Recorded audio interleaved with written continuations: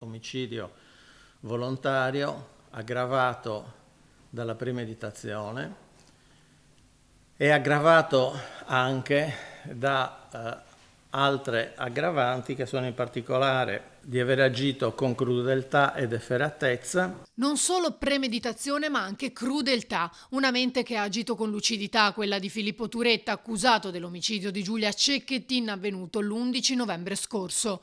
La Procura di Venezia ha dunque chiuso le indagini svolte dai carabinieri, contestando al 22enne di Torreglia, ora detenuto nel carcere veronese di Montorio, l'omicidio volontario aggravato dalla premeditazione, oltre all'accusa di sequestro di persona, porto d'arma continuato e occultamento di cadavere.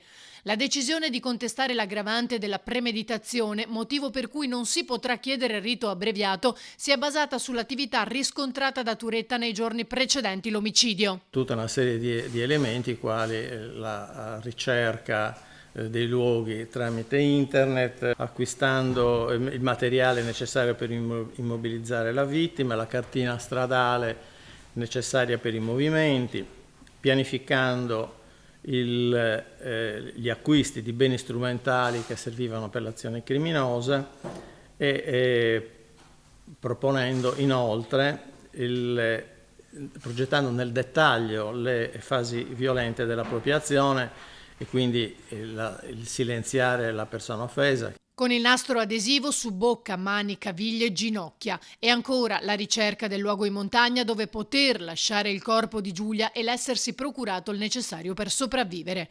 A Turetta viene infine contestato anche il reato di stalking. La contestazione del 612 bis 1 e 2, cioè avendo una relazione intrattenuta con la Cecchettin, non accettando la volontà di interrompere il rapporto affettivo, poteva in essere reiterate azioni moleste e minatorie. Questa è un'aggravante non da molto inserita nel codice che peraltro, essendo precedente ai fatti, gli è stata contestata. Se il giudice per le udienze preliminari confermerà le accuse, si arriverà a un processo davanti alla Corte d'Assise più o meno verso la fine dell'estate, con la pena prevista che arriva fino all'ergastolo.